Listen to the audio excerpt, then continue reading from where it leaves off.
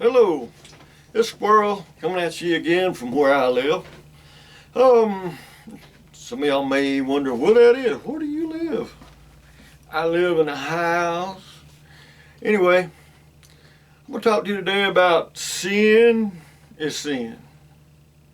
You know, it's a subject that a lot of people don't like to talk about. They don't like to think about. They feel condemned. And I'm not trying to condemn anybody, okay?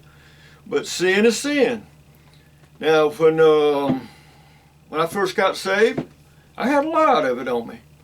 It was piled on me like a backpack full of rocks. And when I got saved, it was like the weight was lifted, had joy in my heart. Instead of trying to hide things from people, who I really was, I began to have a smile on my face. I had nothing to hide. But anyway, getting back to what we was talking about, sin is sin. And it's amazing sometimes that when we get saved, we forget where we came from. You know, we forget what the things that we used to do and how God loved us and how God reached out his hand to save us, to love us. John 3:16 says it all in a nutshell. For God so loved the world, the whole world. For God so loved the world that he sent his only begotten Son. So whosoever believes in him shall not perish but have everlasting life. He didn't send his Son into the world to condemn the world, but that the world through him might be saved. He that believes is not condemned, but he that does not believe is condemned already because he doesn't believe. Sin is sin. We like to categorize sin. You know, it's like, oh, well, my sin's not as bad as your sin.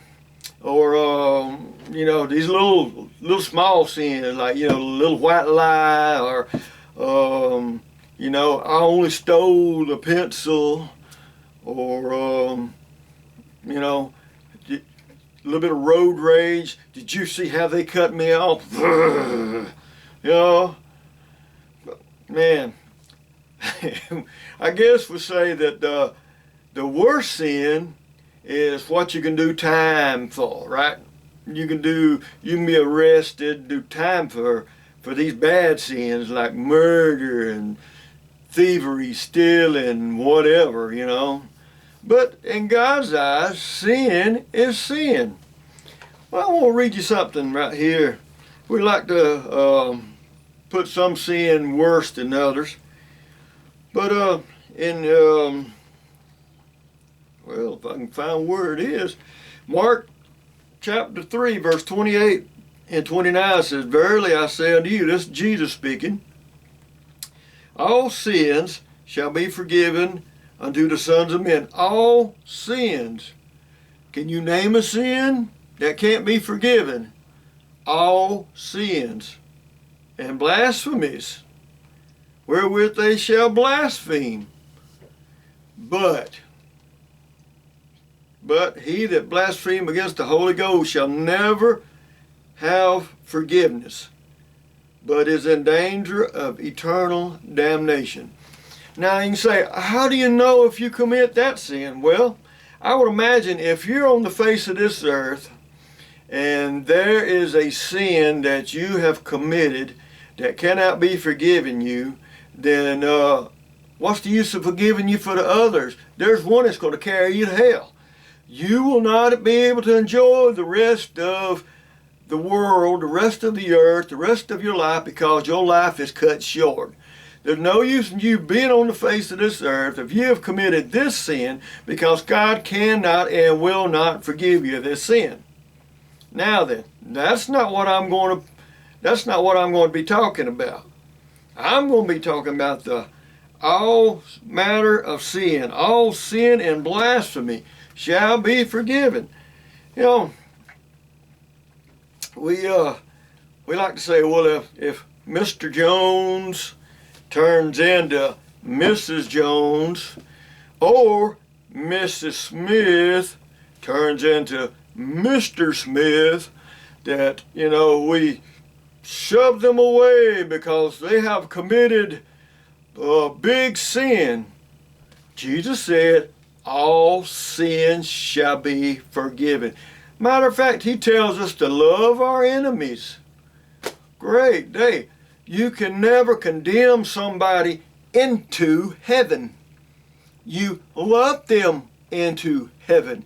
The only ones that Jesus had problem with and condemned was the religious people. That was the ones that put on these special robes and walked around like they were walking on clouds and, you know, I'm it and you not and all this other kind of stuff, you know.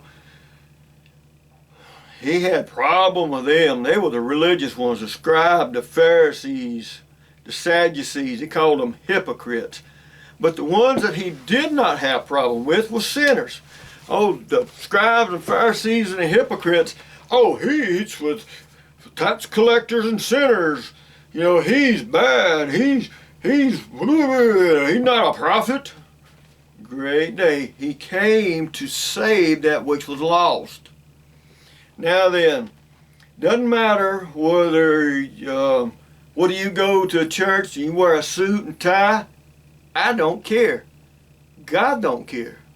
It don't matter if you go to a church where you dress up in t-shirts and jeans and you fit right in because even the preacher dresses like that. God don't care. And I don't care. But the thing is, it's what's in the heart. You know, we like to look at sin and categorize it, and we say, well, you know, Mr. Smith and Mrs. Jones, you know, they have done some bad things to their body. They've said this, you know, they're born in the wrong way. Well, did God know that when he sent his son Jesus into the world? Sin is sin. All right, let's step over here to Proverbs chapter 6, verses 16 through 19. It says, there are 6 things doth the Lord hate. Yea, 7 are an abomination to him. You know, we like to bring that abomination word into it. A proud look, a lying tongue, and hands that shed innocent blood.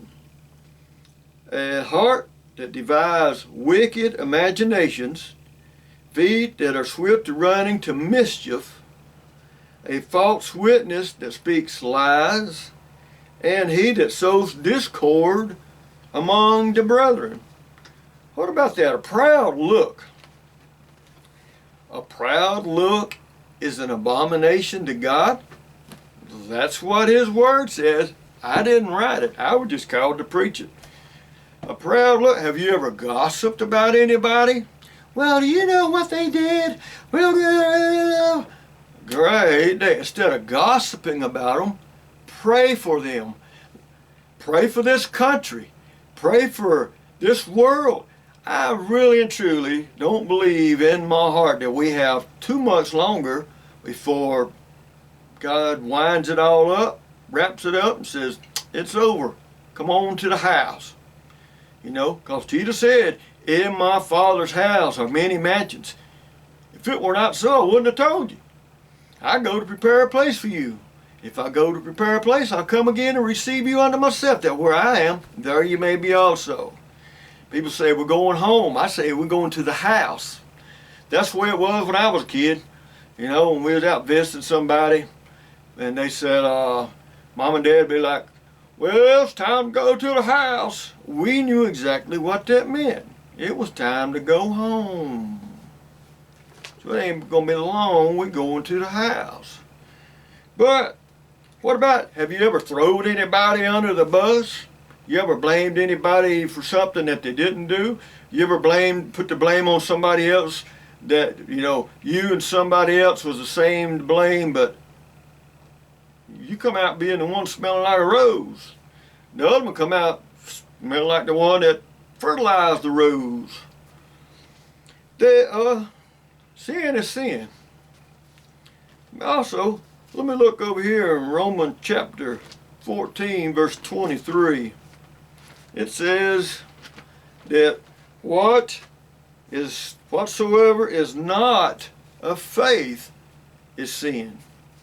If you hate your brother without a cause, if you say a word or discord among the brethren, it's like when, if somebody done something to you you didn't like or whatever, and instead of going to them and talking to them about it and coming to an agreement, either, one was right, one was wrong, or hey, maybe we were both wrong.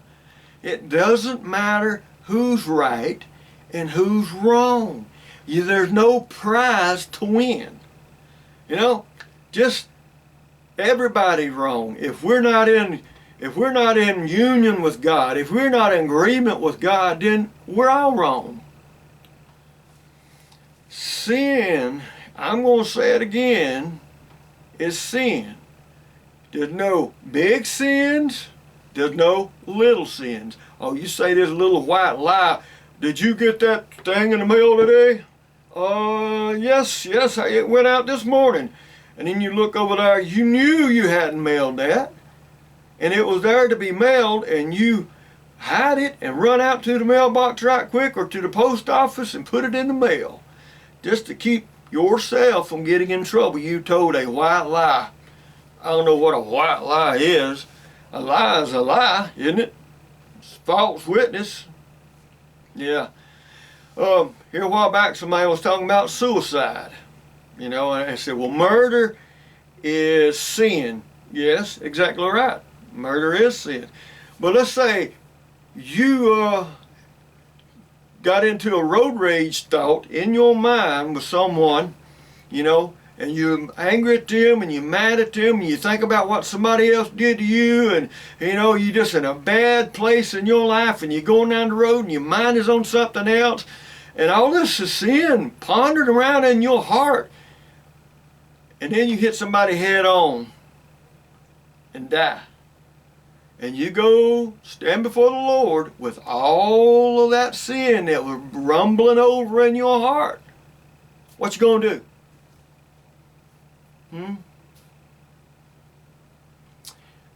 Yeah. The grace of God is what I'm looking for to cover it. No one knows when you're going to take your last breath. I'm not advocating sinning. I'm not advocating murder. I'm not advocating suicide. I'm not advocating sex transplants. I'm not advocating any of that. What I'm saying is, quit putting everybody else's sin under a magnifying glass while you say, this is mine, it's not that bad.